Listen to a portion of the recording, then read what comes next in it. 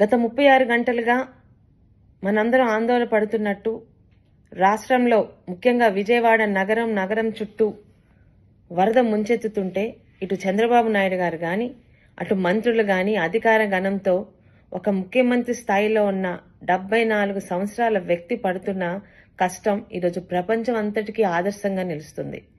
అలాంటి చంద్రబాబు నాయుడు గారి గురించి ఓడిపోయిన దగ్గర నుండి ఎక్కడ దాక్కున్నాడో తెలియదు గాని ఈరోజు 2 కెమెరాల ముందుకొచ్చి నోటికొచ్చినట్టు వాగుతున్న మాజీ మంత్రి అప్పలరాజు గారి గురించి ఆయనకి సమాధానం చెప్పడానికి మేము ముందుకొచ్చాను.